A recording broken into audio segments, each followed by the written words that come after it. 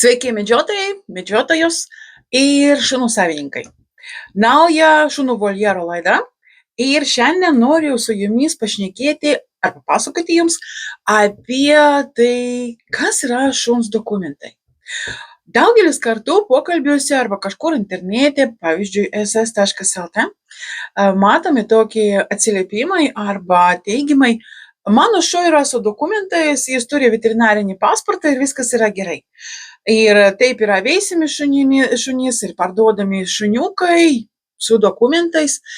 Bet kas yra dokumentas? Visų pirmiausia, kas įrodo šuns kilmę ir kas įrodo nuosavybę. Du tokie įdomi klausimai. Ne visi žino atsakymus. Pradėsime nuo to, kas yra veterinarinis pasportas. Tai yra dokumentas, kur yra įrašyta savininko vardas ir pavardė, yra šuns vardas, kilmė ir veislė, ne kilmė, o veislė, bet veislė yra įrašyta ne pagal kilmės dokumentus, bet pagal savininko žodžius ar veterinarijos gydytojo supratimą. Atrodo kaip laiką, rašysim laiką. Atrodo kaip taksas, rašysim taksas. Bet mes visi gerai žinome, kad iš tų taksiukų nusipirktų ss.lt išauga kartais rotveileriai. Nes panašus pagal spalvą ir gali parduoti kaip nori. Ar mišrūnai, arba kažkokie tokie gyvūnai. Tai veterinarinis pasportas yra pagal irgi įstatymus, yra dokumentas, bet jis įrodo tik tai, ar šuo turi mikročipą, nes ten yra įklijuotas mikročipo kodas, ir kad šuo turi galiojančius skiepus. Tai yra paskiepytas nuo pasiutligės ir kitų įvairių ligų, yra skirtingi tie skiepai, kas yra įmanomi šunims, nuo Laimo ligos, nuo kitų visokių ligų galima skiepyti šunį. Ir veterinarijos pasporte ten yra įrašyta, kada tai padaryta ir iki kokios datos galioja skiepus. Tai yra labai svarbu. Ir pagal teisės aktus veterinarijos pasportas yra popieris, leidžiantis jums keliauti su šunimi. Nes yra daug šalių, Europoje yra reikalavimai, kad šuo turėtų tos skiepus. Į trečias šalis galima išvažiuoti su veterinarijos pasportą, bet ten reikia papildomai dar veterinaro įrodymą, tokią pažymėjimą, kad šuo tikrai yra sveikas ir gali važiuoti.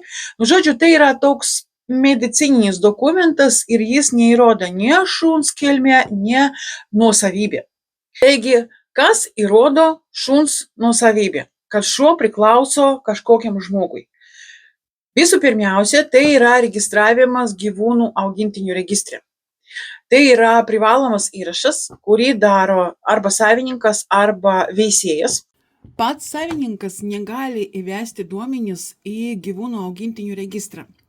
Jis turi kreiptis pas veterinarijos gydytoją, paslaugų teikėją, kas paženklina gyvūno mikroschemą ir gar įveda duomenys apie gyvūną ir jo savininką atlikdamas registraciją. Tai yra, du galimybės – veterinarijos gydytojas ar specialų paslaugų teikėjas. Pats savininkas gali per elektroninės valdžios vartus prisijungti prie GAR ir patikrinti, ar gyvūnas yra registruotas ir pakeisti savo asmens duomenys, telefono numerį, elektroninį paštą ir kitą.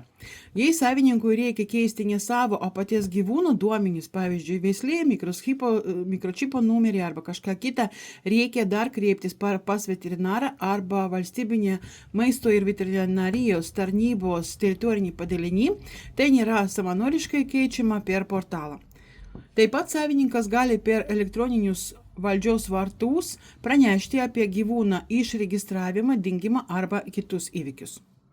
Ir negalima šunį atiduoti kitam, parduoti ar dovanoti kitam žmogui, jeigu šuo nėra registruotas. Tai reiškia, kad veisėjai turi registruoti ir šuniukus savo vadose gyvūnų augintinių registre. Ir ten yra įrašoma visa informacija apie šuns kilmę, apie savininko ir laikytojo vardą, duomenis, vardą, pavardę ir kitus duomenis.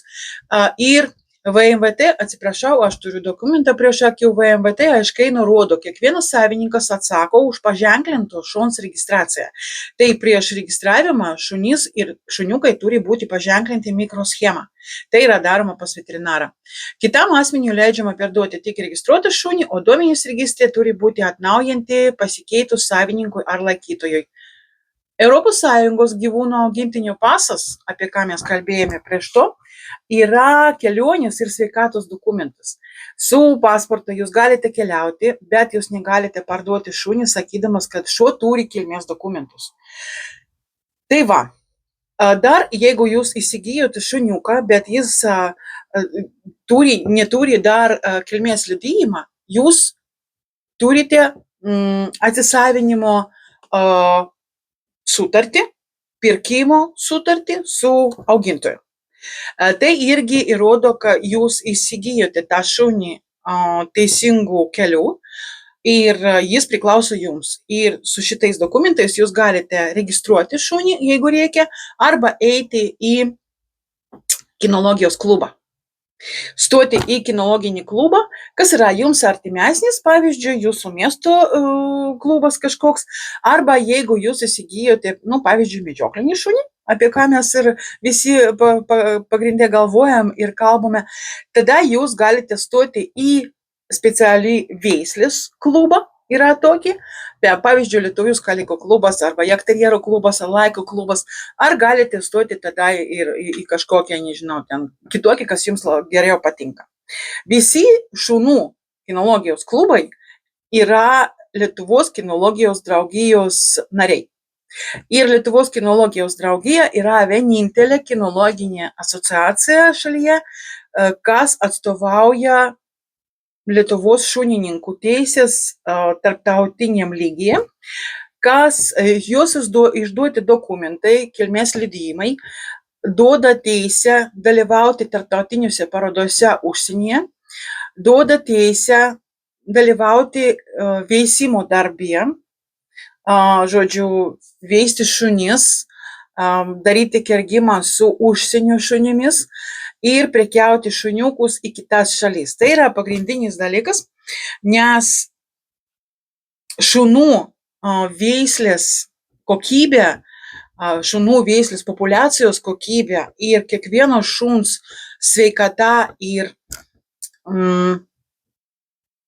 atitinkimas veislės standartams priklauso nuo to, kokio dydžio yra DNR įvairovė. Jeigu organizacija yra maža ir turi mažą kiekį narių, tada ir šunų yra maža. Ir veislė yra labai siauri ir kergimo galimybės yra labai siauros ir tai reiškia, kad šuniukai gali turėti genetinius sutrikimus, gali turėti kažkokias sveikatos problemas. Ir todėl yra labai svarbu, kad yra mums tokia didelė organizacija, kur yra labai daug šunų ir įvairovė yra labai didelė. Tai kodėl aš kalbu apie LKD? Todėl, kad kilmės liudijimas yra išduodamas šitos organizacijos. Tos nuostatose yra parašyta, kaip turi atrodyti kilmės dokumentas, kas ten yra įrašyta.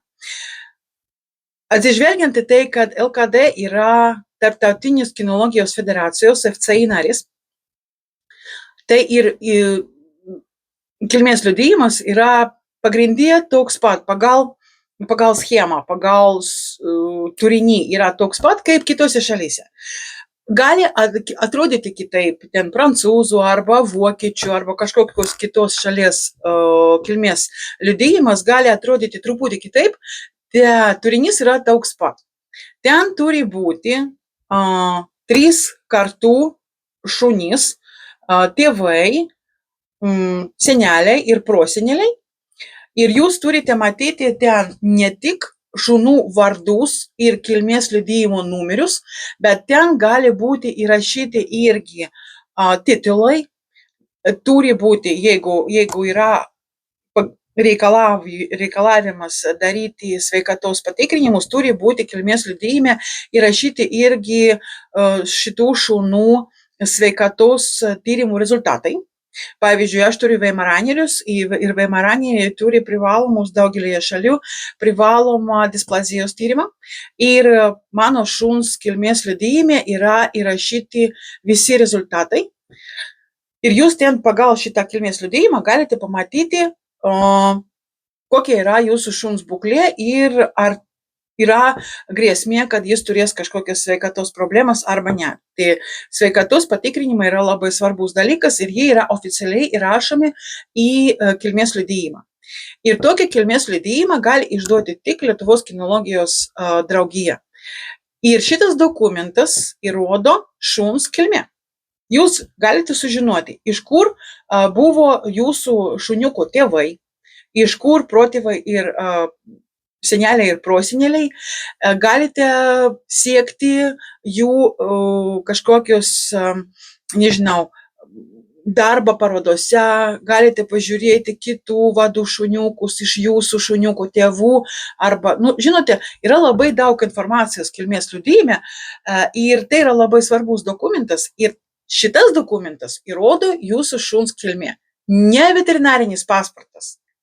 Ir ne registracija gyvūnų registre, bet tik kilmės liudijimas įrodo jūsų šuns kilmę, kad jūs tikrai turite grynaveislinį šunį su geros sveikatos perspektyva ir galite pažiūrėti, kur gyvena tėvai, seneliai ir proseneliai, galite susisiekti net su jų augintojais ir sužinoti daug įdomios informacijos.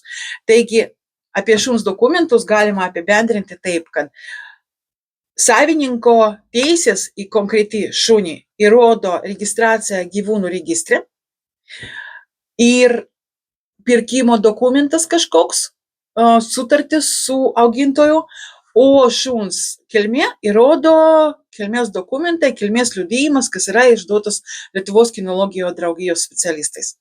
Labai paprasta. Ir jeigu jums kažkur kažkas teigia, kad šuo yra su dokumentais, nes jis turi veterinarinį pasportą, tai reiškia, kad šuo neturi jokių dokumentų. Jeigu jis yra registruotas, gerai, jis yra registruotas, tada savininko teisė yra įrodyta, bet pats šuo, jeigu jis turi tik veterinarinį pasportą, bet neturi kilmės liudijimą, jis yra mišrūnas. Netgi jeigu jis atrodo tikrai kaip, nežinau, ten dobermanas arba špicas arba kažkoks, nežinau, skalikas, jeigu jis pagal išvaizdą atrodo, tai nereiškia, kad jis tikrai yra grynaveislinis šuo. Todėl reikia labai atsargiai žiūrėti į visokius pasiūlymus internete arba tam pačiam ss.lt. Jeigu jums rašo, kad turi dokumentų ir tėvas ir motina turi dokumentų, viskas yra gerai, bet jums juk nereikia tų kilmės liudijimo. Jūs neįsite į parodas, jūs juk šeimai perkate tą šunį, jums nereikia tų dokumentų. Tai reiškia, kad nėra ten tų dokumentų. Ir jeigu jūs nusipirksite tokį šunį, jūs negalite būti tikras, kad jis bus sveikas, kad jis bus grynaveislinis ir tikrai galite turėti ateityje didelių problemų. Nes jeigu žmonės supranta, kad labai daug šuniukų galima parduoti ir tai yra tikrai galimybė uždirbti pinigų, nežinau, kas taip galvoja, nes veisėjai labai gerai žino, kad šuniukų negalima auginti bizniui, nes tu negali uždirbti jokių pinigų, jeigu tu darai viską normaliai. Maitini savo kalį, jeigu kergimas yra mokamas, visi dokumentai, visos veterinaro paslaugos, visa kita, gerai, jeigu pabaigoje bilansas bus nulis. Bet pagrindė tai yra už savo pinigus daromos toks meilis darbas, veisimas, atsakingas veislinių šunų veisimas, tai yra toks hobis, galima sakyti, o ne biznis. O kas galvoja, kad gali daryti biznį, tai tokie žmonės ir teigia, kad jie turi dokumentų savo šunims ir parduoda be kilmės liudijimo tos šuniukus ir paskui jūs galite nustebti, koks jums tas šuo išaugo, o blogiausiu atveju galite turėti labai didelių šuns sveikatos problemų ir jeigu jūs galvojate, kad nusipirkote tą šuniuką už 50 ar 100 ar, net galbūt 300 eurų, dabar tai nedideli pinigai ir taip gerai jums pavyko pigiai nusipirkti tą šuniuką, o paskui jūs jau įsimylėjote, vaikai jau įsimylėjo tą šunį, o jis pradeda sirgti. Ir ką jūs darote? Jūs einate pas veterinarą, bet mes visi gerai šunininkai žinome, kiek kainuoja veterinaro paslaugos dabar. Tai reiškia, kad nieko gero iš tokio pirkimo nebus, pinigų jūs nesutaupysit, o ateityje galėsite tik mokėti veterinarui ir galbūt tas šuniukas jums kainuos 1000. Tai galbūt geriau yra patikrinti, ar jūsų ateities šuniukas turi visų dokumentų, ar jų tėvai turi visų dokumentų. Ir dar, jeigu jūs perkate grynaveislinį šunį, tai kergimui turi būti leidimas. Leidimas kergti konkrečius patelę ir patiną, nes kinologijos draugija visada tikrina, ar ateities tėvai tinka vienas kitam. Ar ten nėra kažkokios šeimos kraujo linijos, kad nebūtų irgi to pačiu kažkokių sutrikimų, DNR sutrikimų. Žodžiu, labai yra svarbu patikrinti visus dokumentus, jeigu jūs perkate šuniuką ir jeigu jūs norite grynaveislinį šunį, tai turite paklausti kilmės liudijimą iš patelės ir aišku, ar jūs turėsite kilmės liudijimą. Ir tai neturi mokėti papildomų pinigų. Veisėjas daro viską ir įtraukia viską į šuniuko kainą. O jeigu jums sakoma, jeigu jums reikia tų dokumentų, tai reikės sumokėti papildomai, tai irgi yra jau toks skambutis, kad galbūt reikia patikrinti, ar ten viskas yra gerai su tais šuniukais, ar tikrai jūs nusipirksite tą, ką norite. Tai va. Noriu apibendrinti. Tai kilmės liudijimas patvirtina šuns kilmę ir veislės atitikti. Jame gali būti nurodytas savininko vardas, bet nuosavybės faktą valstybinė prasme pirmiausia lėmė gyvūnų augintinių registras, mikroschema plus savininkas, ten viskas yra įrašyta. Ir pareigūnai gali irgi šitą informaciją aptikti ir tai reiškia, kad jums bus lengviau surasti, jeigu jūsų šuo kažkur dingo ar galbūt yra pavogtas. Tai irgi gali būti tokia situacija. Ir jeigu jis kažkur yra surastas, arba pavyzdžiui, policija turėjo įtarimų ir patikrina kažkokią ten šuns laikytoją ir atrodo, kad tas šuo pagal mikroschemą priklauso jums bus lengviau ją surasti.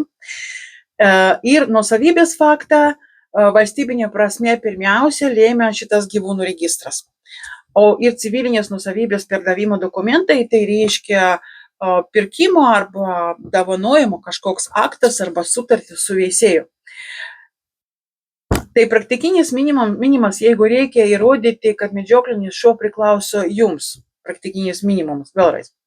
Praktikinis minimumas, jei reikia įrodyti, kad šuo priklauso jums, yra pirkimo arba pardavimo sutartis, įrašas valstybinės maisto ir veterinarijos tarnybos gyvūnų augintinių registre su jūsų vardą prie atitinkamos šuns mikroschemos, kilmės liudijimas, papildomai patvirtinta kelmė reikalingas veisimui arba varžyboms arba dalyvavimui parodose ir ES gyvūnų augintinio pasportas.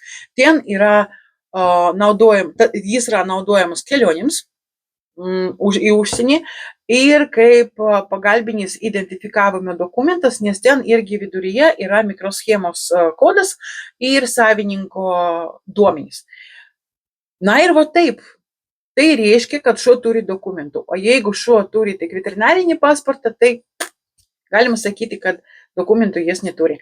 Tai va, jeigu turite klausimų arba idėjų kažkokių, apie ką jūs norite sužinoti, tai būtinai rašykite komentaruose, nes mielai parengsime jums naują kažkokią laidą su informacija. Ačiū, kad žiūrėjote, pasidalinkite nuorodami, saugokite savo šunis ir medžioklė valia.